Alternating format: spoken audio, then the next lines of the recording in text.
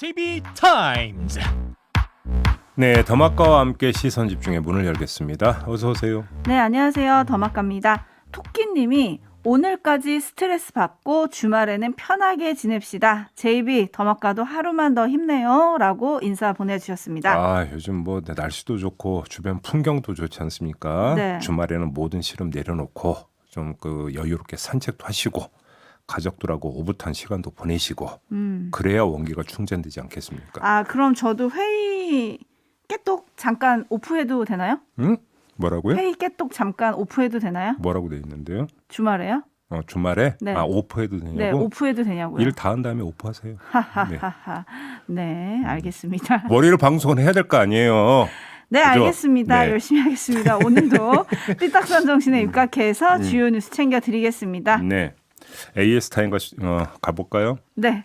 검찰 수사권 완전 폐지 법안 처리를 위해서 민영배 의원이 이제 탈당을 하지 않았습니까? 네. 무소속으로 안건조정위에 들어갈 수 있다 뭐 이런 얘기가 나왔는데 좀 논란이 거세진 탓이었을까요? 어제 국회 법사위 안건조정위 구성이 일단 보류가 됐습니다. 예. 그리고 박병석 국회의장이 직접 중재안을 만들어서 여야 원내대표들에게 건넬 예정이다. 이런 뉴스도 어젯밤에 전해졌거든요. 네. 한편 어제 박홍근 민주당 원내대표는 오늘 본회의를 열어달라라고 어제 아침에 일찌감치 제안을 하지 않았습니까? 예. 근데 그 후에 이런 일들이 벌어져서 법안 처리에 잠깐 숨고르기에 들어간 게 아니냐.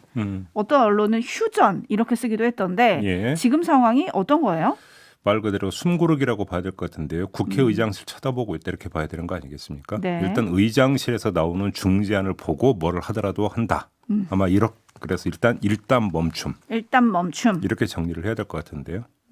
더 자세한 이야기는 바로 이어서 박홍근 원내대표 인터뷰가 있으니까 이때 소화를 하죠. 네, 거기서 또 여쭤볼 게 인수위가 연일 비판을 하고 있지 않습니까? 어제 같은 경우에는 검수완박법 처리가 이번 정부에서 무산이 되고 다음 정부로 넘어오면 윤석열 당선인이 당연히 거부권을 행사할 거다 이런 말까지 했거든요. 예. 그리고 한 3번 정도 입장문을 내면서 더 이상 이런 브리핑 안 하고 싶다 뭐 이런 얘기도 했는데 이거에 대한 입장도 좀 들어보도록 하겠습니다. 예. JB타임즈 오늘 주목할 뉴스들 챙겨드리겠습니다. 첫 번째 뉴스는 어떤 건가요? 방금 전에 전해진 소식인데요. 남북 두 정상이 친서를 교환했다라는 소식입니다.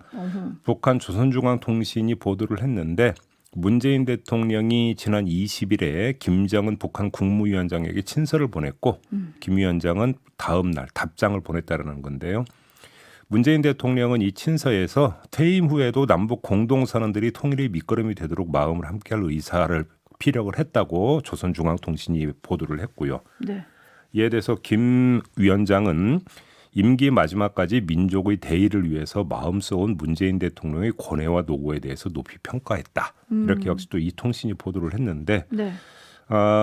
남북 정상의 친서 교환이 깊은 신뢰심의 표시다. 북한 조선중앙통신은 또 이렇게 평가를 하기도 했다고 그래요.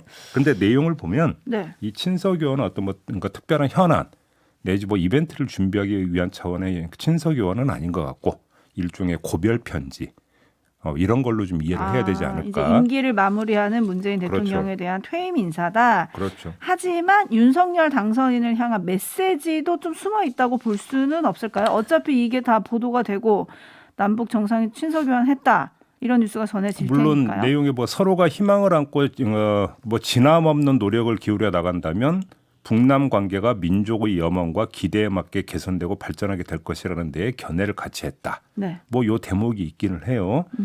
그런데 문제는 여기에는 보면 어떻게 되어 있습니까? 물론 서로라고 되어 있지만 노력을 기울여 나가면 이라고 하는 부분이 있기 때문에 네. 그 노력이 뭐냐 항상 그 남북 관계 그다음에 북미 관계는 여기서 막혔던 거 아니겠습니까? 그렇죠. 그렇기 때문에 이거는 어떤 구체적인 뭔가 복선을 깔고 한 그런 내용은 아니다 이렇게 봐야 될 것 같습니다. 그냥 고별 인사다. JB타임즈 그러면 다음 뉴스 전해드리겠습니다. 오디오로 먼저 만나보시죠. 서울시장 후보는 100% 국민 경선으로 한다. 결선 투표를 실시한다. TV토론 1회 이상 한다. 그리고 전략공간위에서 결정사항으로 와서 비대위에서 논의됐던 송영길 전 대표와 박주민 의원의 배제 문제는 두 사람에 대한 배제는 없이 이분들을 포함 22일 금요일까지 추가로 후보 영입을 더 하고. 네. 이 목소리가 이제 그 고용진 수석 대변인의 목소리인데요. 네. 어제 이렇게 비대위가 결정을 했다고 합니다. 그러면 내홍은 정리가 됐나요? 일단 뭐 그렇다고 봐야 되지 않겠습니까? 물론 뇌관은 남아 있긴 합니다. 컷오프를 한다라는 거 아니겠습니까? 네, 과반 득표자가 없을 경우에 또 그, 결선 투표도 가고요. 예, 그 이제 결선 투표이고 그다음에 이제 그 6+ 알파 경선 참여자가 이렇게 될 것 같은데 이들 모두 데리고 경선하기에는 좀 여러 가지 문제, 뭐 토론 진행이나 아마 이런 걸 이야기하는 것 같아요. 그렇죠. 그래서 이제 컷오프를 한다라는 건데 그 규모를 얼마로 하고 그 결정을 어떻게 하는지에 따라서 뭐 논란이 될 수는 있겠는데, 네. 근데 컷오프 이번에 처음 하는 거 아니지 않습니까? 그렇죠. 이전에 어떤 뭐냐 기준에 준해서 한다면 뭐 크게 논란거리는 되지는 않을 것 같아요. 이제 중요한 관심사는 그게 아니고 내홍 탓에 이 본선에 진출한 후보자의 신선도와 경쟁력이 떨어진 것을 어떻게 만회하느냐. 그게 핵심이죠. 예. 오히려 이거라고 봐야 되는 거 아니겠습니까? 과연 그러면 경선이 진행이 되는데 차분한 정책 대결로 만회가 가능하겠느냐. 정반대로 역으로 정치 공방이 거세지면은 경쟁력에 도움이 되겠느냐. 그래서 이른바 노이즈 마케팅 비슷하게 해서 관심도를 끌어올려가지고 본선 경쟁력으로 이어질 수 있겠느냐. 네. 글쎄요. 여기다가 또 하나가 있겠죠. 이 경선의 환경도 중요한 부분인데 시기적으로 놓고 보면 이른바 검수완박 입법 이게 추진이 되느냐 마느냐. 그다음에 추진이 된다면 정말로 본회의를 통과하느냐 마느냐. 그 이후에 조성될 정치 환경, 여론 환경이 있는 거 아니겠습니까? 그렇죠. 그런 상태에서 경선이 치러질 가능성이 높은데 이게 어떤 상관관계를 형성을 하느냐. 이것도 사실은 주된 포인트라고 봐야 되겠죠. 그렇죠. 지금 8830님이 결국 이렇게 될 걸 점점점. 예. 매누님은 돌고 돌아 원점으로. 예. 2367님 이랬다 저랬다 왔다 갔다 일관성 없네요. 예. 라는 얘기들을 지금 보내주고 계시고 예. 4920님 이래놓고 오늘까지 새로운 후보 영입 안 되면 어쩌나요? 대체 신선한 카드는 누가 있는 걸까요? 라고 해주셨는데 네. 다시 뽑아야 될 말씀들을 지금 해주긴 하셨거든요. 특히 오늘 아침에 중앙일보였나요? 비대위의 이런 결정 배경에 이재명 상임 고문의 역할이 있었다. 비대위원들에게 직접 연락해서 송영길 경선 참여의 필요성을 강하게 설득했다. 이런 뉴스가 전해졌는데 네. 어제 윤건영 의원은 이른바 친명 대 반명이라는 개파 갈등은 없다. 좀 너무 언론이 오버하는 거다라고 했지만 네. 이런 얘기들이 전해지면 개파 갈등은 더 불붙을 수밖에 없지 않나요? 글쎄요. 그렇게 봐야 될까요? 예를 들어서 그 이재명 고문이 비대위원들한테 그러니까 뭐 일일이 연락을 취했다고 사실이라고 가정을 하죠. 그러면 지금 송영길 한 사람만 했다면 모르겠는데 송영길 박주민 함께지 않습니까? 네. 근데 송영길 박주민 두 의원은 나도 그 이재명 고문하고 자주 연락한다 뭐 이러고 있지 않습니까? 네. 그럼 이건 어떤 시츄에이션으로 이해를 해야 되는 건가요? 그러면 송영길 박주민의 맞은편에 있는 사람들은 반명입니까? 예를 들어서 그러면 정봉주 김진애 전 의원은 반명인 사람인가요? 아니면 오늘 그러니까 영입이 될지 안 될지 모르는 아직은 모르는 그 누구 미지의 인물 그 사람은 반명 인사가 되는 겁니까? 그게 성립이 돼야 친명 대 반명이라는 구도가 성립이 되는 거잖아요. 그렇죠. 그러면 지금 그 누군가는 누굴까요? 관전 포인트가 그거잖아요. 그래서 새 인물이 있느냐, 예. 숨겨져 있는 누군가가 그 반짝 누군가가 짠! 누군가는 천기 누설급인데 그건 어제 했거든요 방송에. 네. 477 하나님, 네. 박영선 전 의원은 왜 침묵하고 있을까요? 라고 해주셨는데 네. 박영선 전 의원과 윤호중 비대위원장이 만나기로 했다. 하지만 만남은 이루어지지 않고 있다. 이런 보도가 나오고 있는데 그 새 인물이 박영선 전 장관일지 이것도 좀 궁금하긴 한데 원래 어쨌든 영입되는 사람은 영입된 다음에 입을 떼는 거지. 영입되는 접니다. 이렇게 손을 들 수는 없으니까요. 그죠? 수동적 대상 아닙니까? 그러니까 지금 입을 뗄 수가 없겠죠. 만약에 영입이 된다고 치더라도. 알겠습니다. 네. 오늘까지니까요. 기다려보죠. 근데 사실 박영선 전 장관 또 외부 인사는 아니어가지고. 그렇죠. 네, 아무튼 기다려보도록 하고 경선 방식도 좀 잠깐 얘기를 해야 될 것 같은데 네. 원래 민주당 경선 방식은 권리당원 50%, 일반 국민 여론조사 50%잖아요. 네. 근데 이번에 서울 경선은 100% 국민 경선으로 한다라고 했는데 이게 중도층 확장에 도움이 된다. 이게 어제 당의 설명이었거든요. 네. 근데 이럴 때 꼭 나오는 얘기가 있지 않습니까? 역선택의 우려. 근데 일단 고용진 수석 대변인이 어제 이제 그 전한 이유는 실무적인 이유였거든요. 네. 예를 들어서 그 권리당원이 포함된 그 50대 50 경선 방식을 그대로 적용하면 한 번 경선 치르는데 최소 4일이 걸리는데 만약에 결선 투표까지 가는 상황이 발생하면 플러스 4일이 돼야 돼서 도합 8일이 걸리는데 문제가 좀 있다. 이런 이유를 댔는데 네. 글쎄 그거는 별로 중요한 이유 같지는 않고요. 보통 이런 식으로 경선룰이 이제 교체가 될 때 나오는 것은 영입 인물 같은 경우는 당내 기반이 없기 때문에 네. 권리당원 50%가 되어버리면 그러니까 당내 기반이 없는 상태에서 불리해지는 거 아니냐. 그래서 이제 경선룰을 조정을 하는 경우가 일반적이지 않습니까? 그런데 과연 그걸 염두에 두고 지금 이렇게 그 100% 국민 경선으로 하기로 한 건지 이걸 좀 봐야 되는 건데 영입되는 거에 맞는 건지 누군지를 알 수가 없으니까 지금 그건 판단을 하기 힘들다라는 것이죠. 아무튼 오늘까지니까요. 네. 좀 지켜보도록 하겠습니다. 예. 혹시 박홍근 원내대표가 살짝 힌트를 주시려나? 이따 잠깐 물어보시죠. 네. JB타임즈 다음 주목할 뉴스는 어떤 건가요? 정호영 보건복지부 장관 후보자가 청문회 이전에 자진 사퇴하거나 지명 철회되는 일은 없을 것 같습니다. 네. 장제원 대통령 당선인 비서실장이 어제 기자들에게 이런 말을 했는데요. 인사청문회가 마지막 검증인데 끝나고 나면 종합적으로 고려해서 당선인이 판단하실 것이다. 그리고 정호영 후보자가 어떤 방식이든 적극적으로 의혹을 해소해서 불거진 의혹들이 청문회 자리에 올라가지 않도록 확실하게 해명했으면 좋겠다라는 게 저희의 입장이다. 결국 인사청문회까지는 좀 보자라고 해석을 해야 되는 건가요? 그렇게 봐야 되겠죠. 그래서 그러니까 청문회까지는 때 치러질 것 같다라고 이제 그 뭐 분석을 할 수밖에 없는 건데요. 이걸 조금 의역을 하면 의역? 어떤 의역까지 가능하냐면 청문회를 지켜보는데 여기서 의혹이 완전 해소가 안 되면 임명을 안 할 수도 있다라는 뜻을 깐 것으로 해석할 여지도 있거든요. 아, 네네. 그렇지 않습니까? 그렇죠. 헌데 이렇게 독해를 하고 나면 의아한 게 하나가 따라붙는데요. 윤석열 당선인은 지금까지 제기된 의혹에 대해서 이미 부정 이펙트가 없다 이렇게 평했다는 거 아닙니까? 인수위 대변인이 이렇게 전했잖아요. 따라서 이런 언급에 따르면 해소하고 말 것도 없다는 얘기가 일단 형식 논리상으로는 성립이 되는 거거든요. 그러면 대변인을 통해서 전해졌던 부정 이펙트가 없다라는 기존 의혹과 장제원 비서실장이 이야기했던 청문회에서 의혹을 했으면 좋겠다라고 하는 그 의혹은 성격이 다른 겁니까? 종류가 다른 건가요? 어느 장단에 춤을 춰야 되는 겁니까? 약간 시간차를 두고 좀 더 의혹이 더해져가지고 지금은 좀 이런 판단이 나오는 게 아닌가 뭐 이런 예. 생각이 들기도 합니다만 예. 아무튼 정호영 후보자는 어제 세브란스 병원에서 아들의 재진단 결과를 공개를 했던데요. 네. 함께 들어보시죠. 정호영 후보자 아들에 대해서 4월 20일과 21일 양일간에 걸쳐 세브란스 병원에서 2015년도 MRI 등 진료 기록과 현재의 상태에 대해 재검증을 실시하였습니다. 2015년 당시와 현재 모두 4급 판정에 해당하는 신경근을 압박하는 추간판 탈출증 진단 결과를 확인하였고, 이는 후보자 아들의 병적 기록부에 기재된 2015년 4급 판정 사유와 동일한 결과입니다. 네, 목소리가 되게 낯익죠.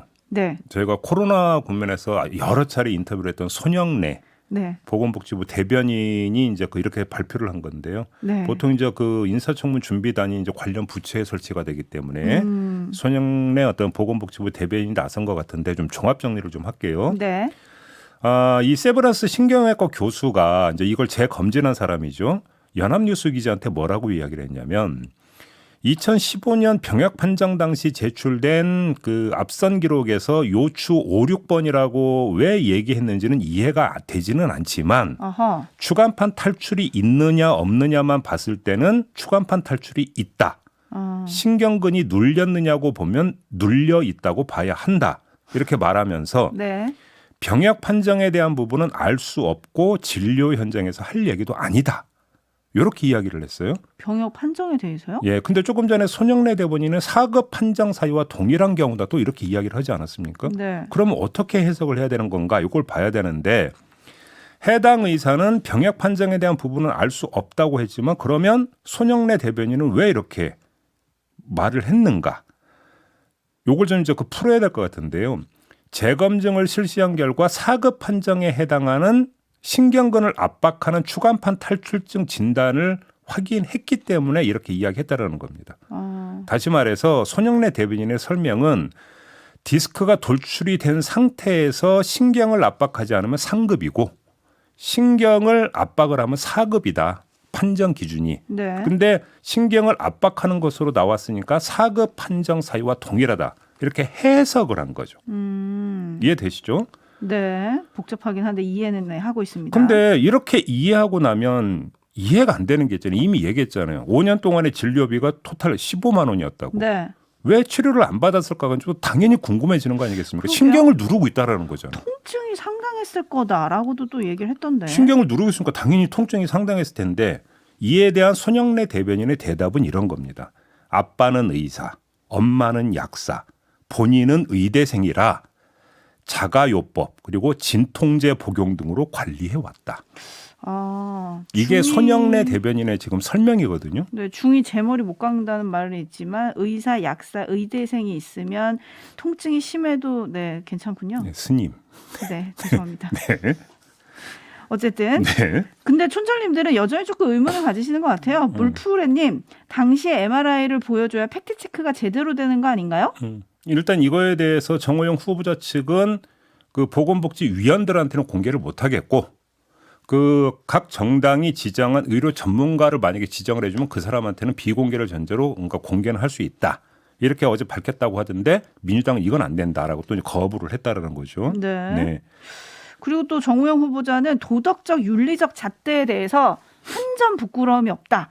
자진 사퇴 가능성에 대해서도 코로나의 위험으로부터 국민을 구할 수 있게 해달라라고 했거든요. 네. 근데 코로나가 창궐하던 시절에 병원장 법인카드로 술집에서 결제를 좀 하셨던데 여튼 이런 얘기를 하셨다라는 점도 전해드리고요. 이때 사회적 거리두기 시행되고 있을 때인가요? 네. 그랬군요. 촌철님들의 의견 전해드리겠습니다. 네. 배태식님, 정호영은 블랙홀. 누군가는 양파라고도 하기도 했죠. 네. 김진선님, 청문회까지 기다리는 게 아니라 이 정도면 청문회 당일에 검찰은 압색이라도 해야 되는 거 아닙니까? 라는 의견 보내주셨고요. 8839님, 청문회를 준비하는 곳에서 셀프 검증 발표할 게 아니라 제3자가 검증을 해야 신뢰할 수 있는 거 아닌가요? 라는 그러니까 의견. 이게 이제 세브란스에서 이제 그래서 세브란스 찾아갔다라는 거잖아요. 그 어허. 병역 문제와 관련해서는. 네. 예. 8998님, 협착증은 어디로 갔습니까? 5445님, 왜 그들만 우연히 죄다 환자일까요?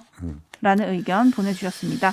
네. 이게 끝이 아니잖아요. 그렇죠? 네. 다른 후보자들 논란도 짧게 좀 전해주실까요? 어제 김인철 그 교육부 장관 후보자 딸이 풀브라이트 장학금 2년 토탈에서 한 1억 정도 받았다는 소식 전해드리면서 어제 했죠. 네. 이때 김인철 후보자가 한국 풀브라이트 동문 회장이었다는 소식 전해드렸잖아요. 네. 근데 이 이야기가 나왔을 때 김인철 후보자 측은 장학금 선발을 어디서 주관했냐면 주한미 외교관이 전 과정을 감독하고 내부 관련자들은 평가에 참여하거나 일체 관여할 수 없었다라고 해명을 했거든요. 그러니까 당시 한국 풀브라이트 그러니까 동문 회장이었다고 해서 어떤 영향을 미칠 수 있는 여지가 없었다. 이런 그 주장이라고 이해를 해야 되지 않겠습니까? 네. 근데 한겨레가 보도한 걸 보면 과거에 풀브라이트 장학금을 받은 장학생의 증언이 보도가 됐는데요. 과거 풀브라이트 장학금을 받은 교수 서너 명에게서 면접을 받았다는 겁니다. 그다음에 한미교육위원단 직원도 한 명 들어갔다고 하는데 네. 그러니까 과거 풀브라이트 장학금을 받은 교수 서너 명 이게 바로 한국 풀브라이트 동문회 회원이라는 얘기잖아요. 어허. 이 사람들이 이 학생에게 이 장학금을 줘도 되는지 안 줘도 되는 건지 면접에 참여를 했다면 동문회가 개입을 했다는 이야기가 되는 거고요. 네. 그러면 동문회장은 아무 역할을 하지 않았느냐. 이 의혹이 바로 이어서 따라붙게 되는 거 아니겠습니까? 그러네요. 이게 지금 이제 검증 대상으로 이제 올라가게 되는 건데요. 이게 경우가 거의 비슷한 게 정호영 후보자 딸과 아들의 경북대 의대 편입학 과정에서 정호영 그 후보자가 당시에 부원장 원장이었는데 병원에 그러면 직접적이든 간접적이든 영향력을 행사할 수 있었던 거 아니냐라는 의혹이 지금 있는 거잖아요. 네. 그거고 성격이 거의 비슷하다라는 것입니다. 다만 그게 의대냐 풀브라이트 그러니까 그 동문회냐 이 차이만 있을 뿐이지. 그러네요. 그리고 또 본인 찬스 의혹이 제기되신 분도 계시던데 이상민 장관 후보자 같은 경우는 국민권익위 부위원장을 지내면서 변호사 때 해온 법률 상담을 계속해왔다. 이런 보도도 지금 나오고 있는데 네. 어쨌든 후보자님들의 의혹은 날로 더해가고 있다. 해소되는 의혹은 없다. 네. 이게 결론 같아요. 이제 청문회가 이제 시작이 되니까 좀 지켜보죠. 자, 이렇게 마무리하겠습니다. 더마카 수고하셨습니다. 고맙습니다.